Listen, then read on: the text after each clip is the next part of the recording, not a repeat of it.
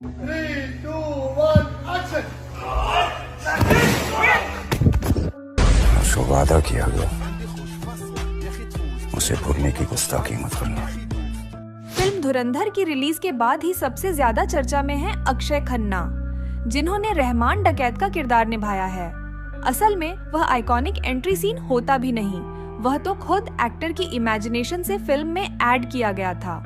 लेकिन लोग उन बातों को भी भूल गए जिनके पीछे इस फिल्म में सबसे ज्यादा मेहनत लगी है। इस फिल्म के लिए ऐसे ऐसे सीन शूट किए गए हैं जिनको फिल्माते समय जान भी जा सकती थी। अब इमेजिन कीजिए कि जब फिल्म के दृश्य इतने खतरनाक थे तो इसकी शूटिंग का लेवल क्या होगा। और यह वीडियो शुरू होने से पहले मैं आपको यह क्लियर कर दूं कि फिल्म के ज्यादातर एक्शन सीन रियल हैं, न कि VFX से बनाए गए हैं। से वह खतरनाक स्टंट और दृश्य फिल्माए गए थे। वीडियो की शुरुआत में हम सबसे पहले एक हाई ऑक्टेन एक्शन सीन की शूटिंग होते हुए देखते हैं, जहां अरशद पप्पू के गैंग के एक मेंबर को बेहद खतरनाक तरीके से बाइक से बांधकर सड़क पर घसीटा जा रहा है। यहाँ आप साफ देख सकते हैं कि किस तरह एक प्रोफेशनल स्टंटमैन इस एक्सट्रीम एंड रिस्की सीन को कैमरे के सामने परफॉर्म कर रहा है। इसके बाद यहीं अरशद पप्पू के रिक्शा को टक्कर मारकर हवा में उछालने वाले सीन की शूटिंग होती हुई नजर आती है। ये सीन देखने में जितना रियल लगता है, असल में इसके पीछे उतनी ही ज्यादा टेक्निकल प्लानिंग छुपी हुई है। इस पूरे शॉट को स्पेशल इफेक्ट्स गन और हाई टेंशन केबल तार की मदद से शूट किया गया था, जिसकी प्रिसिजन टाइमिंग इतनी अचूक थी कि रिक्शा एकदम सही एंगल से हवा में उछलता हुआ दिखाई देता है। आपको जानकर हैरानी होगी कि इस ई रिक्शा के अंदर असली लोग नहीं थे, बल्कि डमी पुतले बैठाए गए थे ताकि ये पूरी तरह से वास्तविक लगे और किसी भी तरह का रिस्क न हो। आपकी जानकारी के लिए बता दें कि यह कोई रियल लोकेशन नहीं, बल्कि पूरा का पूरा एक शूटिंग सेट है। दरअसल यह पूरा मार्केट एरिया थाईलैंड में खास तौर पर बनाया गया था, जिसे बिल्कुल असली कराची जैसा लुक दिया गया है। वैसे वीडियो में आगे हम आपको दिखाएंगे कि इस सेट को कैसे बनाया गया था, कैसे दुकानों, सड़कों और भीड़ को अरेंज किया गया था। आपको बता दूं कि इस फिल्म के एक्शन को मुख्य रूप से यानिक बैन ने डायरेक्टेड किया है, जो मुख्य रूप से फ्रांस के रहने वाले हैं। इसके अलावा रमजान बुलट और एजाज गुलाब ने भी बहुत सारे एक्शन डिजाइन किए हैं। वहीं अरशद पप्पू के एक साथी को रहमान डकैत के गैंग के लोग इस विशाल फूड कंटेनर के अंदर फेंक देते हैं। ये पूरा सीन भी थाईलैंड में बनाए गए उसी खास शूटिंग सेट पर फिल्माया गया था। हालांकि आपकी जानकारी के लिए बता दें कि इस कंटेनर के अंदर कोई असली कुकिंग नहीं हो रही थी। दरअसल इसमें सिर्फ साधारण पानी और दाल को मिलाकर रखा गया था और खाने को खौलता हुआ दिखाने के लिए आर्टिफिशियल स्मोक और लाइटिंग का इस्तेमाल किया गया था। आप यहाँ ध्यान से ऑब्जर्व कर सकते हैं कि किस तरह कंटेनर के अंदर से एक रहस्यमयी धुआं बाहर निकल रहा है, और इसी इफेक्ट को परफेक्ट तरीके से कैप्चर करने के लिए शुरुआत में कैमरा काफी दूरी पर सेट किया गया था, ताकि सारे डायनामिक एक्टर्स एक ही फ्रेम में कवर हो सके। इसके बाद कैमरा धीरे धीरे क्लोजअप में लाया गया और एक एक करके हर कलाकार के एक्सप्रेशन और क्लोजअप शॉट्स शूट किए गए थे। केवल इतना ही नहीं, इसी दौरान यह भी सीन रहता है कि कंटेनर को वे लोग बंद कर देते हैं और फिर उसे दोबारा खोलने में तकरीबन 2 मिनट लग ही जाते हैं। इसीलिए उन्हीं कलाकारों को इस रोल के लिए परफॉर्म कराया गया था, जो कि 2 मिनट तक अपनी सांसें आसानी से रोक सकते थे। यही वजह है कि धुरंधर के एक्शन सीन्स सिर्फ देखने में ही नहीं, बल्कि परफॉर्मेंस और रिस्क के मामले में भी बेहद खतरनाक है। रहमान डकैत की एंट्री ने शुरू से लेकर अंत तक इस फिल्म की पूरी लाइमलाइट चुरा ली है।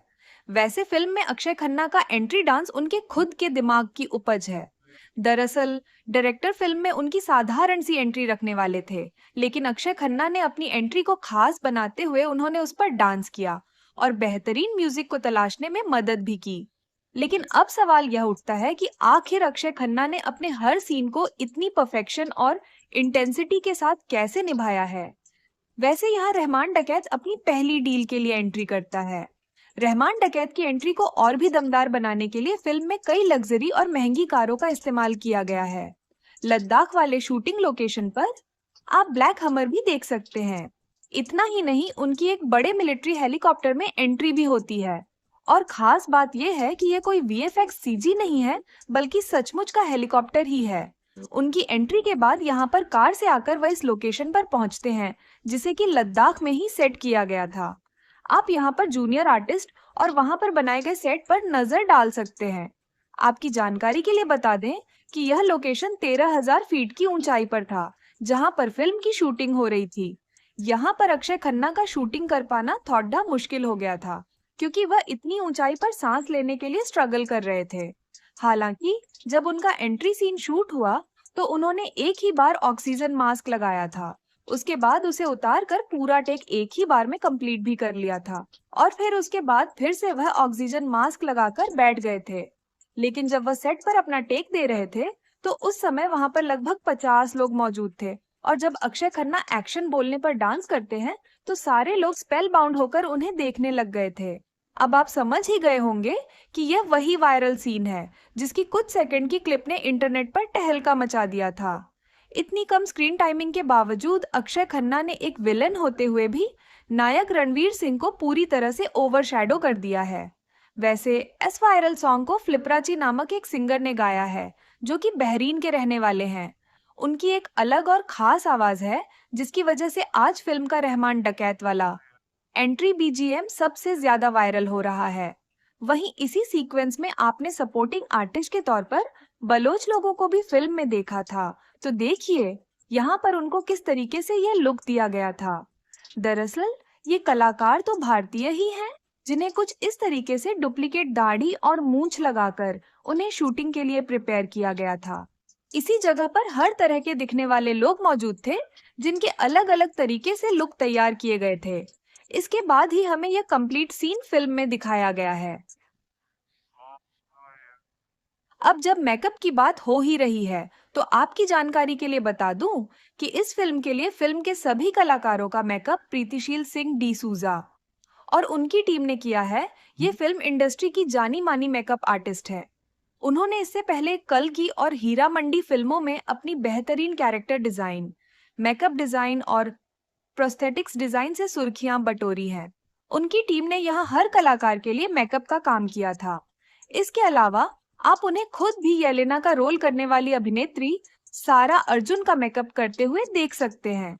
यहाँ शूट से पहले इनका कुछ इस तरीके से मेकअप करके इन्हें तैयार किया जा रहा है। उसके बाद हेयर डिजाइनर उनके बालों को फिल्म के डिमांडिंग लुक के हिसाब से सेट करते हुए नजर आ रही हैं। वैसे धुरंधर फिल्म में रणवीर सिंह और सारा अर्जुन की जोड़ी को लेकर भी कुछ कंट्रोवर्सी चल रही है, क्योंकि रणवीर सिंह अभिनेत्री से 20 साल बड़े हैं, जिसकी वजह से उन्हें ट्रोल भी किया जा रहा है। लेकिन आपको बता दूं कि निर्देशक ने इस मामले में यह साफ करते हुए कहा कि येलेना के रोल के लिए सारा अर्जुन ही परफेक्ट है, क्योंकि उन्होंने 13,000 लड़कियों से अपने इस मूवी के रोल के लिए ऑडिशन लिए थे, जिनमें सबसे ज्यादा इनक्रेडिबल एक्टिंग टैलेंट उन्हीं की थी। इसलिए वह आज इस फिल्म में नजर आई है। आपकी जानकारी के लिए बता दें कि सारा अर्जुन का जन्म 18 जून 2005 में हुआ है। वह तकरीबन 20 साल की है। उनको इससे पहले कई बार टीवी में देखा जा चुका है। आपको क्लिनिक प्लस वाला एडवर्टाइजमेंट तो याद ही होगा, जिसमें वह एक बच्ची के तौर पर नजर आई थी। आज वह इतनी खूबसूरत हो गई है कि ऑडियंस तारीफ करते नहीं थक रहे हैं। अब देखिए इस सीन की शूटिंग कैसे हुई थी। असल में ये सीन रणवीर सिंह ने किया ही नहीं था। जहां आप उन्हें बाइक चलाते हुए देख रहे हो, वहां उनका क्लोजअप शॉट के लिए सिंपल चेसिंग सीक्वेंस रखा गया था, जबकि भारी और सांस थाम देने वाले स्टंट को इस स्टंट मैन ने किया था, जिन्हें आप मेकअप डिजाइनर को उन्हें रणवीर सिंह के लुक में ढालते हुए देख सकते हैं, जहां उनके चेहरे पर ऐसी मेकअप की गई जिससे उनका स्किन टोन मैच हो सके। उसके बाद दाढ़ियों, मूंछों और हेयर पैच को लगाए गए थे। इसके बाद उनका लुक रणवीर सिंह से मैच कर रहा था। यही वह वजह है कि काफी मिलते जुलते चेहरे रखे जाते हैं स्टंटमैन के, ताकि पोस्ट प्रोडक्शन में फेस स्वैपिंग में दिक्कतें न हो। इनका नाम दर्शन पाटिल है, जो कि एक प्रोफेशनल बाइकर एंड स्टंटमैन है। तो देखिए यही वह बाइक है जिस पर ऑफ रोड वाली कांटेदार टायर लगे हैं। फिल्म के अलावा अभी अगर आप इसे देखेंगे तो यह एक्चुअल में भी काफी बल्की और मस्कुलर बाइक नजर आती है। आपकी जानकारी के लिए बता दूं कि यह ट्रायम्फ की बाइक है। जबकि रणबीर सिंह के बाकी एक्शन सीक्वेंस जिसमें फाइटिंग और खतरनाक स्टंट थे, उन्हें स्टंट मास्टर रिजवान ने किया था। आप यहाँ उनके लुक को भी देख सकते हैं कि काफी हद तक उनका साइड और बैक लुक रणवीर सिंह से मैच कर रहा है।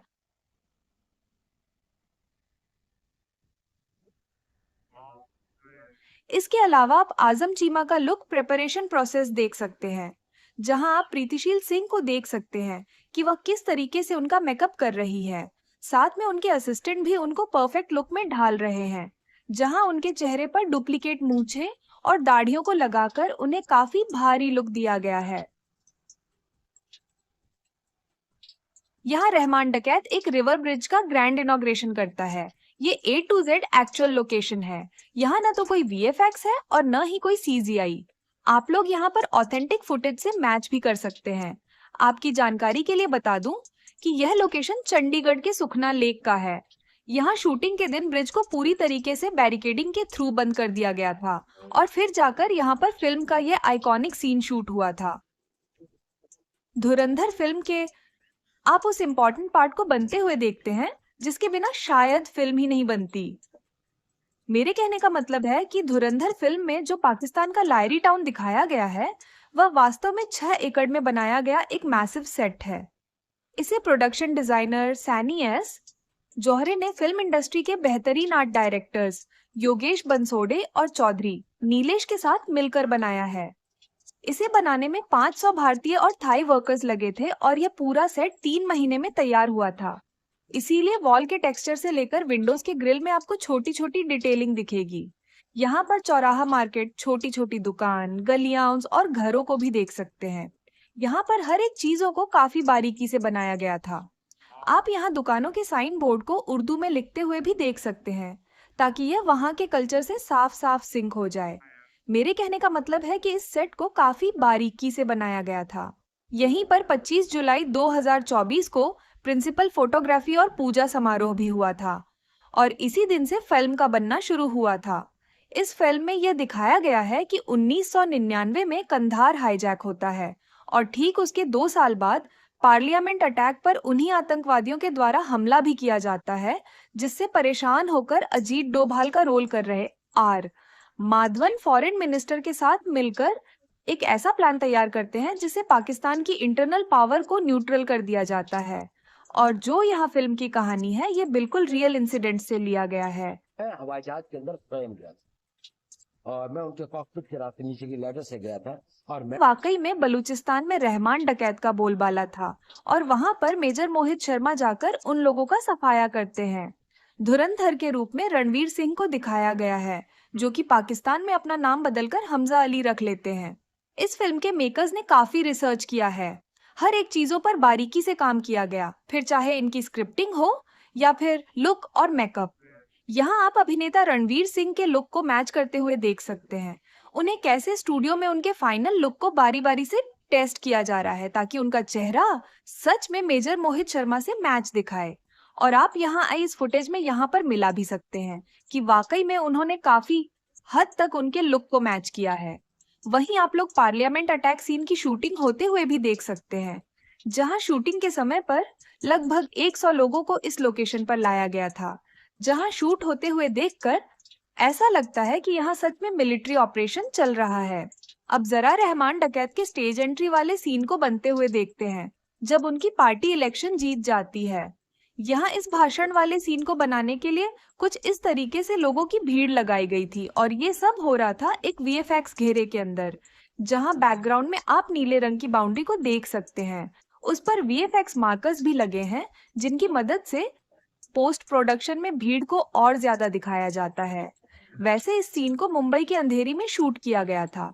संजय दत्त का भी इस फिल्म में काफी इम्पोर्टेंट रोल है। वह मूवी में SP चौधरी असलम का रोल कर रहे हैं और वाकई में अगर उनके लुक को वास्तविक चौधरी असलम से कंपेयर किया जाए तो सच में वह एक दूसरे से मैच खाते हुए नजर आते हैं। यानी कि संजय दत्त के लुक को काफी हद तक मैच कराया गया है। उनका लुक और एक्शन भी काफी जबरदस्त है। आपको बता दूं कि फिल्म में रहमान डकैत को एनकाउंटर भी उन्होंने ही किया है और केवल इतना ही नहीं, उन्होंने अपने करियर में कई बड़े बड़े आतंकवादियों को मार गिराया है। यहाँ पर यह ब्रिज वाला सीन के समय की शूटिंग है जहाँ वह जीप के बोनट पर बैठकर अपनी डायलॉग बोल रहे हैं। यह वाला सीन रियल हाईवे पर किया गया था। क्या आप देख सकते हैं कि किस तरीके से इस कार वाले सीन को रियल कार के साथ ही शूट किया जा रहा है, जहां उस कार को ब्रिज को तोड़ते हुए नदी में गिराया जाता है। उन्होंने सचमुच का वास्तविक कार को पानी में गिरा दिया था। यह सिर्फ एक सीन के लिए किया गया था।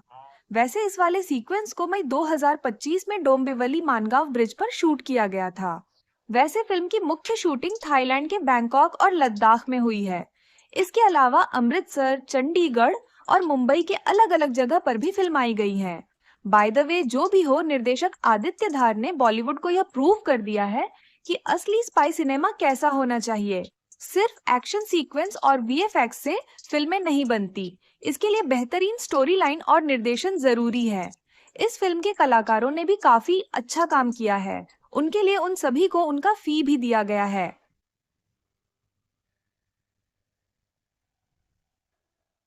रणवीर सिंह को फिल्म के लिए 50 करोड़ रुपए मिले हैं। संजय दत्त को करीब 10 करोड़ रुपए। आर माधवन को लगभग 9.5 करोड़ रुपए। अक्षय खन्ना को करीब 2.5 करोड़ रुपए। सारा अर्जुन को लगभग 1 करोड़ रुपए। अर्जुन रामपाल को करीब 1 करोड़ रुपए। ध्यान देने वाली बात यह है कि जहां रणवीर सिंह को 50 करोड़ रुपए मिले हैं, वहीं रहमान डकैत जैसे दमदार किरदार के लिए अक्षय खन्ना को सिर्फ 2.5 करोड़ रुपए दिए गए। यही वजह है कि सोशल मीडिया पर लोग कह रहे हैं कि फीस भले ही रणवीर सिंह की ज्यादा हो, लेकिन परफॉर्मेंस के असली हीरो अक्षय खन्ना हैं। वैसे आपका क्या कहना है इस बारे में? कमेंट में जरूर बताएं।